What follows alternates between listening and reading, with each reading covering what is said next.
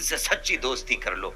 ایک بزرگ ہوئے ہیں علامہ خواجہ بہاؤالدین نقشبندی رحمت اللہ تعالی علیہ، بخارے کے رہنے والے تھے. جو بخارے کے رہنے والے، اور آپ نے دیکھا ہوگا ولیوں کی تو الگ ہی شان ہوتی ہے نا. جب وہ کہیں سے گزرتے ہیں کوئی بتائے نہ بتائے عاشقوں کا ہجوم لگ جایا کرتا ہے. سرکار مفتی اعظم کسی اجنبی جگہ سے بھی جاتے تھے نا تو لوگوں کو خوشبو بتا دیتی تھی کہ اعلیٰ حضرت کا بیٹا گزر کے جا رہا ہے. ہاں، اور نہیں دیکھا کہ تاج الشریعہ اگر کسی گلی سے گزرتے یا کسی شہر سے گزرتے تو کوئی اعلان نہیں ہوتا تھا، کوئی خبر نہیں ہوتی تھی. آپ کے آنے کی دیر ہوتی تھی، عاشقوں کی بھیڑ لگ جایا کرتی تھی. تو یہ اللہ والوں کی الگ شان ہوتی ہے. جب وہ چلتے ہیں نا تو اللہ کی رحمتیں آواز دیتی ہیں، اٹھو دیوانوں ہمارا محبوب گزر کے جا رہا ہے. پھر جب اس کی صدائیں آتی ہیں تو پھر کیا ہوتا ہے، پھر عاشقوں کی بھیڑ لگ جاتی ہے. خواجہ بہاؤالدین نقشبندی رحمت اللہ تعالی علیہ، آپ ایک بستی سے گزر کے جا رہے تھے. ایک بستی سے آپ گزر کے جا رہے تھے نا تو کچھ لوگوں نے دیکھا حضرت جا رہے ہیں تو بھیڑ لگ گئی مریدوں کی.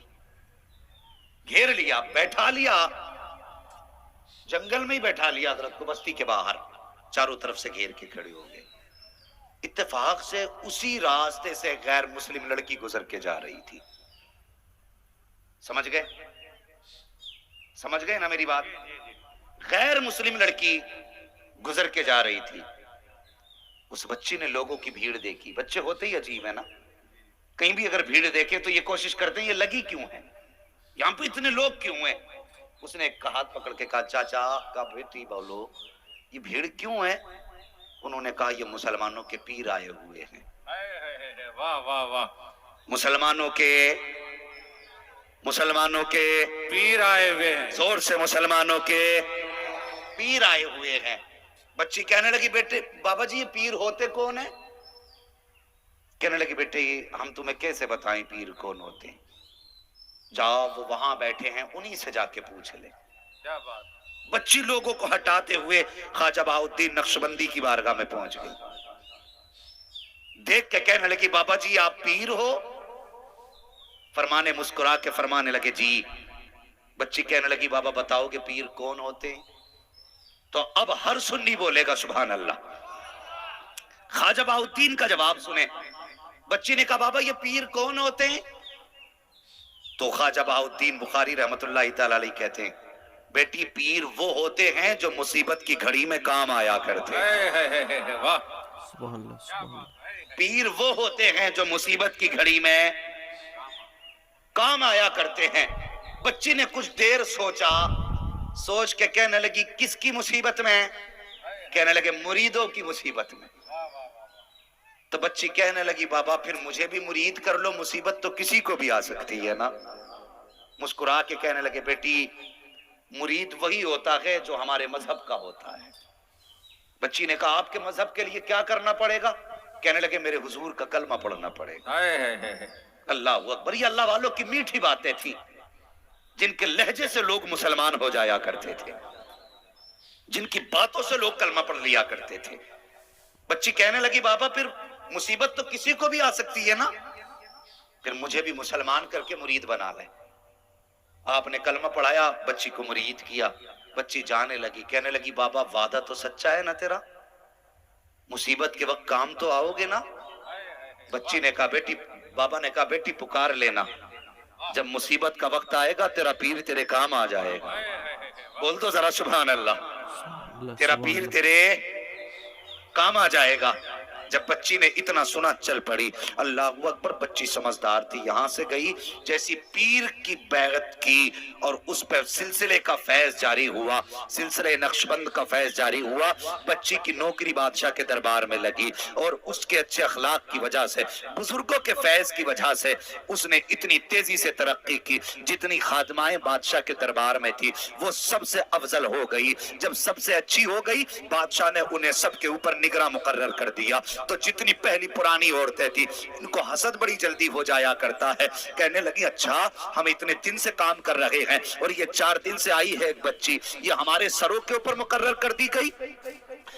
انہوں نے پلاننگ کی کہ کسی طریقے سے اس بچی کو یہاں سے نکالا جائے. اللہ اکبر. پھر کیا کیا؟ بادشاہ کے دربار کا ہار چرایا، ہار کی چوری بچی کے اوپر لگا دی. جب بچی پہ ہار کا الزام لگا، بادشاہ نے بچی کو طلب کیا، کہا تجھ پہ یہ الزام ہے تو نے میرا ہار چرایا ہے، تیرے پاس کوئی گواہ ہے؟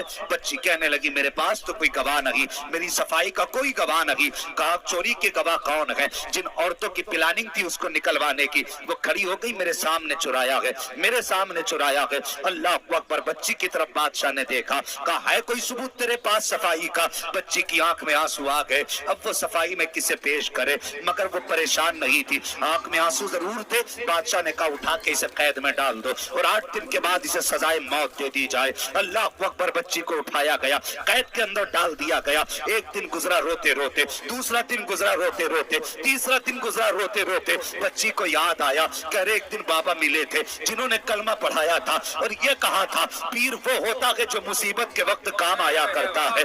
بچی رو کے کہتی ہے بخارے والے بابا تو نے کہا تھا مصیبت میں کام آؤں گا، آج دیکھ میں موت کے قریب جا رہی ہوں، بتا تو صحیح تو کب آئے گا؟ جب تیسرا دن بھی گزر گیا، چوتھا دن بھی گزر گیا، لیکن کوئی نہیں آیا.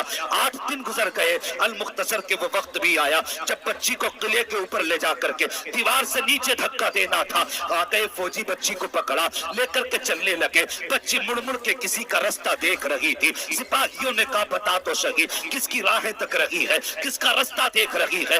8 دن ہو گئے کوئی تجھ سے ملنے تک نہیں آیا، تو کس کو دیکھ رہی ہے؟ بچی نے رو کے کہا تھا کوئی تو میرا بھی ہے جس کی میں راہیں تک رہی ہوں، کوئی تو میرا بھی ہے جو مجھ سے وعدہ کر کے گیا تھا. اللہ اکبر. بچی نے پیری چلنا شروع کی ہے، چلتی جاتی، روتی جاتی، رخ بخارا کی طرف کرتی، کہتی جاتی بخارے والے بابا کہیں دیر نہ ہو جائے، کہیں دیر نہ ہو جائے، کہیں دیر نہ ہو جائے. یہ کہتے کہتے بچی دیوار تک پہنچ گئی. جب دیوار تک بچی پہنچی ہے، ان فوجیوں نے کہا تھا، سپاہیوں نے کہا تھا بچی اب تو موت کے قریب ہے، بادشاہ کا فرمان یہ ہے کہ موت کے وقت آخری خواہش پوچھی جائے. بچی سے کہا بتا تو صحیح تیری کوئی آخری خواہش ہو تو بچا. بچی نے کہا ہاں میری ایک خواہش ہے. کہا کون سی خواہش؟ کہا یہ جو ہاتھ باندھے ہیں کھول دیے جائیں. کہا کیا کرے گی؟ کہا کسی کو ہاتھ اٹھا کے الوداع کہنا ہے. جب اتنی بات بچی نے کہی ہے، سپاہیوں نے بادشاہ کی اجازت طلب کی. بادشاہ کی اجازت کے بعد بچی کے ہاتھ کھولے گئے ہیں اور اس کے بعد بچی نے دیوار پہ کھڑے کھڑے رخ کیا کہ بخارا کی جانب اور آواز دے کے کہتی ہے بخارے والے بابا تجھے اپنا وعدہ یاد ہے کہ نہیں؟ لیکن مجھے اپنا وعدہ یاد ہے. تو نے کہا تھا پیر وہ ہوتا ہے جو مصیبت کے وقت کام آتا ہے. میں نے تیری زبان کی خاطر کلمہ پڑھا تھا، میں نے تیرے وعدے کی خاطر تیرے دامن کو تھاما تھا. بتا تو صحیح تیرا وعدہ سچا رہا یا میرا وعدہ سچا رہا؟ اس کے بعد بچی نے کہا تھا تیری ریت تو جانے، میری ریت تو یہ کہ میں وعدہ نبھا کے جا رہی ہوں. ہاتھ اٹھا کے کہا خدا حافظ. پھر اس کے بعد بچی کے ہاتھ باندھے گئے اور جب بچی کو دھکا دیا گیا بچی کی زبان سے چیخ نکلی آ بخارے والے بابا اب کب آئے گا؟ اتنا کہنا تھا بچی کی آنکھ دہشت سے بند ہوئی. اس نے زمین اوپر سے نیچے کا سفر طے کیا. بچی کہتی ہے جب اوپر سے چلی تھی تو آنکھ بند ہو گئی تھی، جب آنکھ کھلی تھی تو زمین پہ نہیں تھی بلکہ کسی آنے والے نے اپنے ہاتھوں میں سنبھال رکھا. حضرت علامہ مفتی حماد رضا صاحب قبلہ. اللہ اکبر. آنکھ کھولی تو دیکھا کوئی اور نہیں بخارے والا بابا مسکرا رہا ہے. بچی نے رو کے کہا بابا تم کب آئے؟ تو انہوں نے کہا تھا چون از چوارا آمدی من از بخارا آمدم. ہاں چون از چوارا آمدی من از بخارا آمدم.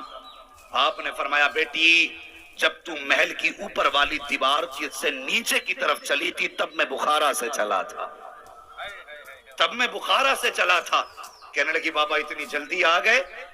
مسکرا کے کہنے لگے بیٹی ابھی آنے میں دیر لگ گئی، قیامت میں آواز دینا تیری پہلی صدا پہ حاضر ہو جاؤں گا.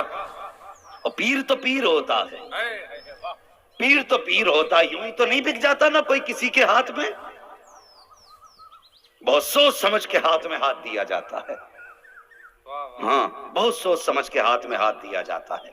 اللہ سلامت رکھے اس عاشقوں کے مجمع کو، اللہ تمہاری نسلوں کو آباد رکھے.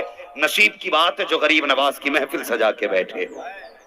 ہاں یہ نصیب کی بات ہے کہ ان سے نسبت قائم کر رکھی ہے.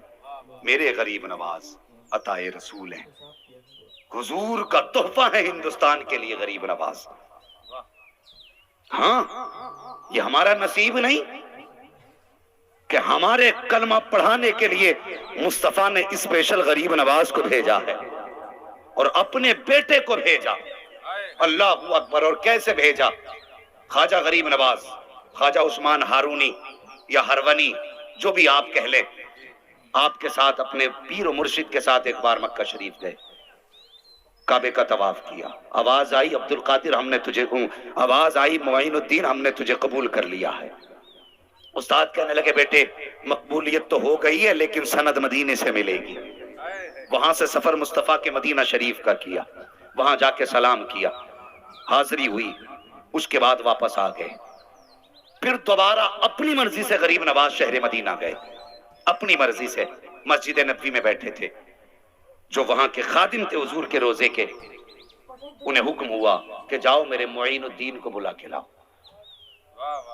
میرے معین الدین کو بلا کر کے لاؤ۔ وہ آئے، کہنے لگے معین الدین کون ہے؟ وہاں پہ کئی سارے معین الدین تھے، اور غریب نواز سوچنے لگے کیا بات ہے؟ لوگوں نے پوچھا کیا ہے؟ کہا حضور بلا رہے ہیں۔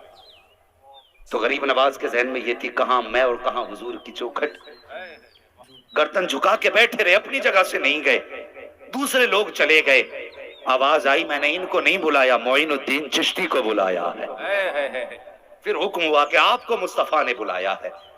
لکھا ہے مورخین نے جب دوبارہ غریب نواز اندر گئے تو پھر حضور نے مزار سے نکل کے غریب نواز کو سینے سے لگایا، اور پھر پورا راستہ اور پورا طریقہ تبلیغ کا سب سکھا کے ہندوستان کی طرف بھیجا۔ پھر غریب نواز ہندوستان آئے۔ اللہ اکبر! ہندوستان میں آ کر کے آپ نے ڈھول نہیں بجایا تھا، یہ بھی سن لیں، آپ نے ڈھولک نہیں بجائی تھی، آپ نے تماشے نہیں کیے تھے، بلکہ غریب نواز اپنی زبان پہ یا تو قرآن کے ترانے لائے تھے یا مصطفیٰ کی شان کے ترانے لے کر کے آئے تھے۔ یہ شان میرے غریب نواز کی ہے۔ اللہ اکبر! ہاں بظاہر تو ایک مفلس نظر آتے تھے، لیکن خدا کی قسم جس دن سے آپ کا لنگر چالو ہوا ہے آج تک اسی شان سے چل رہا ہے، آج تک اسی شان سے چل رہا ہے۔ اور شان یہ ہے لنگر کی، پہلے بھی جب کبھی کچھ ختم ہو جاتا مرید آ کے کہتے، حضرت خادم آ کے کہتے آج لنگر میں کھانے نہیں ہیں، مسلح کا کونا اٹھاتے، فرماتے جتنا بھرنا ہے بھر کے لے جا، معین الدین کا دریا بہ رہا ہے۔ آج سارا زمانہ بالخصوص ہندوستان غریب نواز کی خیرات کھا رہا ہے، ہم ان کا کھا رہے ہیں تو پھر انہی کے گیت گا رہے ہیں۔ غریب نواز بھارت میں تشریف لائے۔ اور ایک بات اور بتا دوں، اکثر یہ جو عہدے داران ہوتے ہیں نا، ودھایک نیتا، ان کی اللہ والوں سے بنتی کیوں نہیں ہے؟ اس لیے نہیں بنتی علامہ سردار احمد صاحب کہ وہ بہت کوشش کر کے لوگوں کے دل نہیں جیت پاتے، وہ بہت کوشش کر کے لوگوں کے دل نہیں جیت پاتے، اور اللہ والے ٹوٹی چٹائی پہ بیٹھ کر کے لوگوں کے دلوں میں جگہ بنا لیتے ہیں۔